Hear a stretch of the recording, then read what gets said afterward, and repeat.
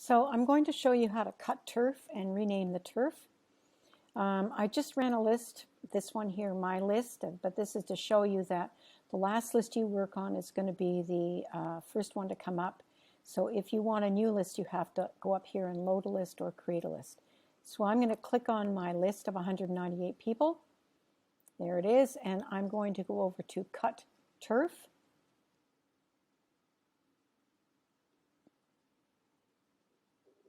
And there's my map of Lebanon Ward 3 with the criteria, and all those little dots represent households. So you've got to be very careful using this map. It's very sensitive. So if you want to expand, you should use the plus sign over on the left-hand side.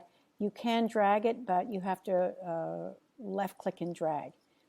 So when you cut turf, you take your mouse. You see it's the shape of a plus sign, and you just click on the map and you create an area, a square, a triangle, whatever it is, around the houses you want to include, and you complete that loop by clicking on the first click that you started with.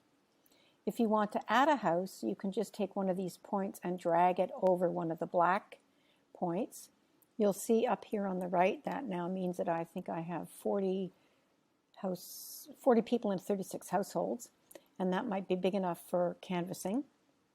So now I'm going to make another one. I'm actually just going to move this down here. So I click in here. So I click once on the map. I'm going to grab this guy up here, over here. I'm going to go down here, and I'm going to click here to grab it. You notice that now has a different color. I just moved it up.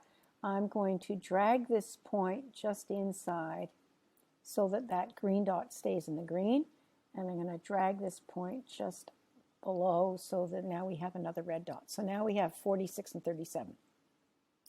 So that's pretty good, and I'm going to drag it up again. If you want to, you can use the sidebar to drag up and down without messing around with your map. It's much better. Otherwise, it's going to blow out and you won't be able to get back. So I'll do a third turf just to show you. I click once, and I'm going to click around these dots. And again, you can play around with them. That's 33 and 30, so maybe I'll just pull them out and see what I get with this. Okay, you'll see that, I have to scroll up to get to the plus sign, and then I want to scroll down to show you. When you're cutting turfs, just keep in mind where the canvasser is going. So it would make sense to grab all these people on one side of the road and maybe put this into a different group. All right, I'm just going to drag back up and make it smaller so you can see my groups. So now I have 3 turfs up here. When I put my mouse over the turf number, it highlights it so you can see the different turfs. And then I'm going to scroll up to the top using the scroll bar, and I'm going to save and finish. So I'm going to save them into Anne's test folder because that's where I usually save my videos. If you want, I would suggest you create your own test folder, play around with stuff until you sort of feel comfortable. I'm going to call this Lab Ward 3 Conversation Canvassing, and I'm going to save it. Oh, it's already been taken, so I'm going to call it a 2. This happens to me all the time. I just add a number.